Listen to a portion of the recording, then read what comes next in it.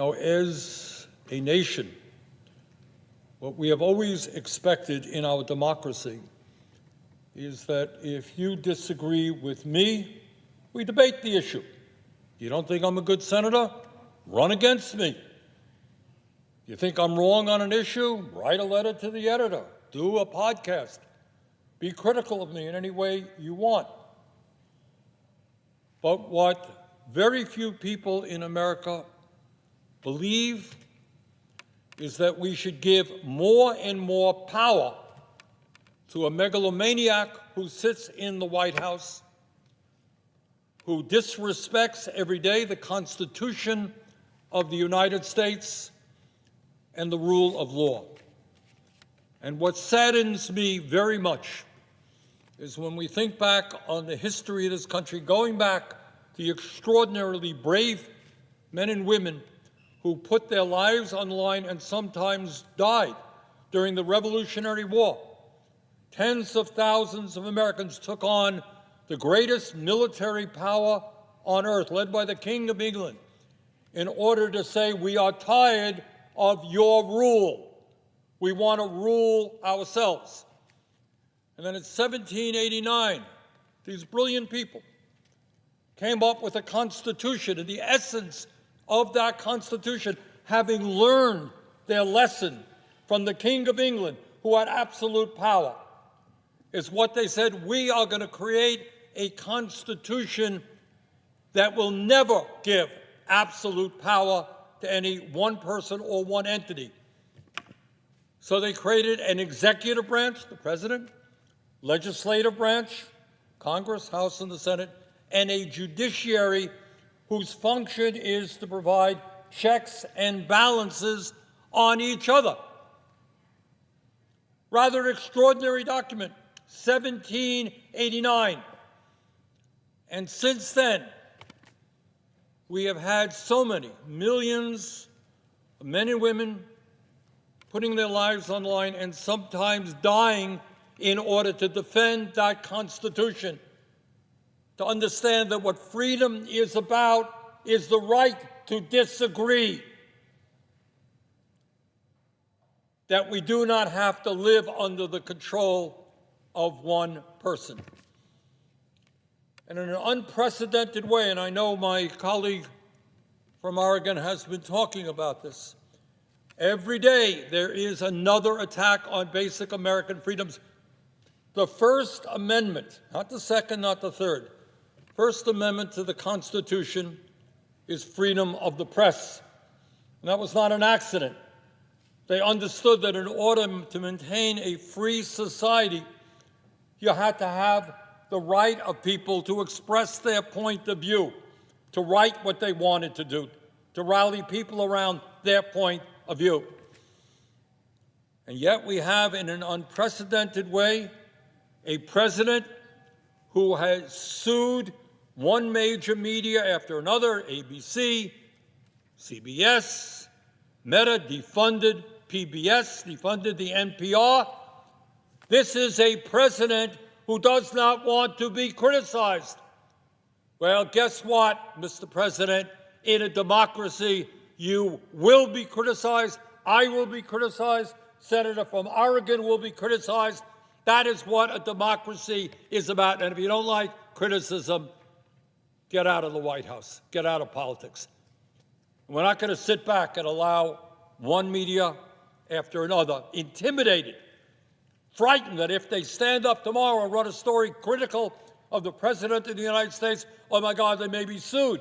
And you got an FCC chairman, I think, I say to my friend, during the Jimmy Kimmel episode, was now threatening to rescind licenses of networks if the White House did not like some of the content that was coming out. That's not the America that we love, not the America that we are prepared to defend. But it's not just the media. You got a president who was suing law firms. And what was the crime of these law firms? What did they do that was so terrible? Well, they had clients who went to court against the president. Gee, last that I heard, that's what happens in a country. You know, people go to court. And we don't then try to blackmail and intimidate law firms by saying, we're going to sue you. You better not have clients who are going to attack me. We have a president now who's going to war against universities, trying to break freedom of speech, freedom of dissent on college campuses. You stand up, you protest, hey, we're going to take away money from you. We don't like the content of your courses. We don't like your teachers, your faculty, the president of the university. Your views on Gaza? Sorry, you're not going to get federal funding. We have a president who's usurping the powers of the United States Congress. Every fourth grader understands Congress has the power of the purse. President, if he likes it, signs the bill.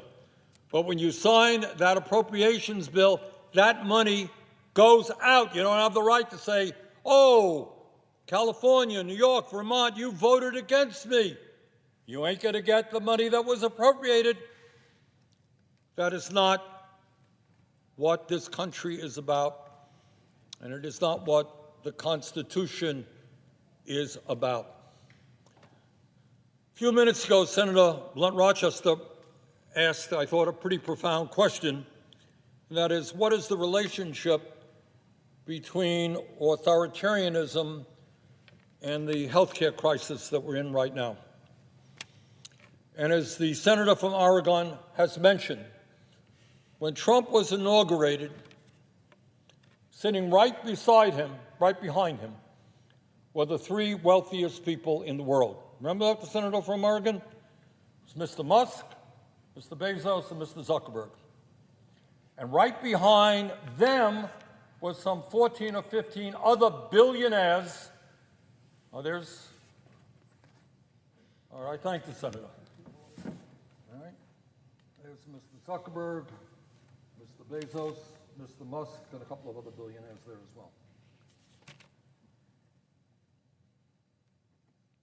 And I was thinking, I was at the inauguration, kind of up front, and as I listened and I saw what was going on, heard Trump's speech, I was thinking about Abraham Lincoln in Gettysburg and one of the pivotal battles of the Civil War to end the abomination of slavery. And Lincoln gets up a few days, I think, after that terrible war, blood still on the ground. And he says to the American people, a few days after that battle, he said, these brave soldiers, in so many words, did not die in vain. Because they died in order to maintain a government of the people, by the people, and for the people, not as Trump would have us, a government of the billionaire class, by the billionaire class, and for the billionaire class. And when Senator Blunt Rochester asked the question, what is the connection between authoritarianism and healthcare? Well, I'll tell you what the connection is. Right now, under the Trump administration, the billionaire class has never, ever had it so good. These guys, sitting right behind Trump and his organization, are now combined hundreds of billions of dollars richer. They donated to Trump's campaign. They've given him gifts since. They are doing phenomenally well, while at the same time, 60% of our people, working class people, lower income people, are struggling to put food on the table, pay for child care, send their kids to college, pay for the basic necessities of life, pay for housing, etc. Billionaire class under Trump never, ever had it so good. And then we got a working class in America struggling to survive. And in particular, let us never forget, and I know the senator from Oregon has mentioned it many times, that the reason that Trump and his Republican friends made $1 trillion in cuts to Medicaid, to throw 15 million people off the health care they currently have, and studies, by the way, suggest that when you throw 15 million low-income and working-class people off of their health care, some 50,000 people a year will die unnecessarily. So why did Trump and his friends do that? Well, the answer is obvious. In that same terrible bill, they gave $1 trillion in tax breaks to the 1%, to the people sitting right behind the president when he was inaugurated. Does anybody in America really believe that it makes sense to give $1 trillion in tax breaks to the richest people in America and at the same time throw 15 million working class people off of their health care? And then, as the senator from Oregon indicated, right now in Vermont and all over this country, people are receiving notices from their insurance companies. In my state, a few days ago, southern part of the state, it wasn't a doubling of their premiums, it was a quadrupling of their premiums. So at a time when we are already paying the highest prices in the world for health care by far, people are going to look at these bills and say, it's insane. And again, in Vermont, we're seeing now families going to be paying 45, 50%. I say to my friend from Oregon, 50% of their incomes on health care. How do you survive? When you're spending 50% of your income on health care, what do you have left for food or for anything else? What the connection is between authoritarianism and oligarchy is that these billionaires not only don't want to pay their fair share of taxes, they want tax breaks. Not only do they want to, with impunity, be able to break unions and throw workers out on the street, but they want, in many ways, what existed in the 1700s, what our forefathers fought against. They want the divine right to rule. All right?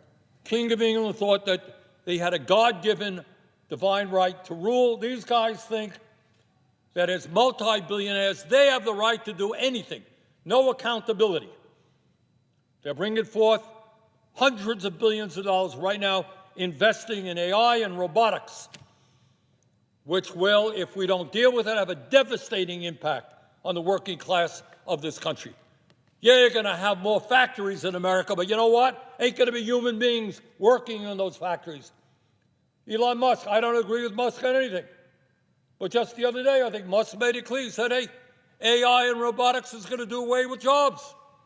Not going to be any jobs. You don't need any jobs in America. Well, that's great if you're worth a couple $100 billion, but you don't have a job and you're a working class person. How do you feed your family? How do you afford health care? Think anybody in the White House is staying up nights worrying about you when you lose your job? I don't think so. So we are in an unprecedented and difficult moment in American history. And I want to thank the 7 million people just this Saturday all over this country who came out and said loudly and clearly, no more kings. And we're going to keep that movement going. And I don't care if you are a conservative, a progressive, a socialist, a Democrat, whatever you may be. We understand that what makes our country great is, in fact, freedom, the right to dissent, the right to argue. And I don't care what your politics are, that's what we've got to maintain. And I want to conclude simply by saying, expressing very great deal of disappointment at my Republican colleagues, with few exceptions. The vast majority of Republicans in the Senate and the House are not authoritarians. They believe in the Constitution. They believe in the rule of law. But they, at this moment at least, with very few exceptions, simply do not have the courage to stand up to this authoritarian president. How many times has the senator from Oregon and me heard that our Republican friends believe in small government, in federalism, in the right of the local government? They don't want that big, bad federal government overruling the needs of cities and towns and states. And now you got a president of the United States sending federal troops into Portland, Oregon, and Chicago, Illinois, usurping the rights of Congress, threatening to impeach judges who rule against them. So this is a very difficult, unprecedented moment in our history, but I have every confidence that when the American people stand together and they do not let Trump and his friends divide us up, by the color of our skin or where we were born or our sexual orientation. When we stand together, defend the Constitution, defend American democracy, we will prevail, and we will defeat authoritarianism, and we will defeat oligarchy. And I would simply ask my friend from Oregon a profound question. Do you agree with me? Thank you to my colleague from Vermont. And I appreciate your points, and I do share them, yes. And you expressed them thoroughly and passionately, and thank you for your advocacy.